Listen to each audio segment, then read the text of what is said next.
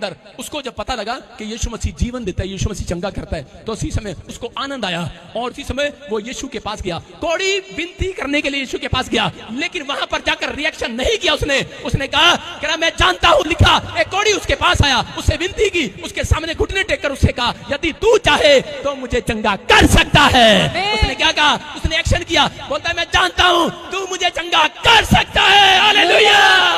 ऐसे विश्वास के साथ आया। मैं कह रहा हूं, अगर परमेश्वर ने एक्शन देख लिया, आप 1 घंटा अपने कमरे में रहो, 1 घंटा प्रार्थना करो, 1 घंटा बाइबल पढ़ो, लेकिन जब आप कमरा खोलकर बाहर निकलते हैं, यीशु मसीह ने क्यों कहा? कह रहा कि अपनी कोठड़ी में जा और अपना द्वार बंद कर ले। कह रहा जो तेरा पिता गुप्त में, कह रहा कि वो तुझे गुप्त में तेरी प्रार्थनाओं को सुनेगा। कह रहा गुप्त में सुनेगा, लेकिन जब तू कमरे में से बाहर निकले, अपनी कोठड़ी खोले, तो कह रहा कि तेरे बाहर शैतान खड़ा है, वो रिएक्शन देखना चाहता है। ये चर्च में से अब निकलेंगे, अब इनका हालत कैसा होगा? अब ये क्या होंगे? अंदर भी रो रो के गए थे, बाहर भी रो रो के जाओगे। अरे फिल्म थिएटर में जब जाते हैं तो उसी समय फिल्म थिएटर में क्या करते हैं? चल फिल्म देखेंगे। कुछ लोग वहां से हंस के निकल रहे होते हैं, फिल्म बड़ी अच्छी थी। ठीक नहीं, मैं कह रहा हूं जिस कमरे में आए हो, मैं कह रहा हूं ये फिल्म नहीं है, ये रियल है। याद रखना, आज के बाद आपको आनंद आने वाला चर्च।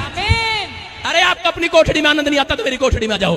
मैं वो नहीं कहूंगा आजा मेरी गाड़ी में बैठ जा, मैं ये कह रहा हूं कि अब मेरी कोठड़ी में आओ।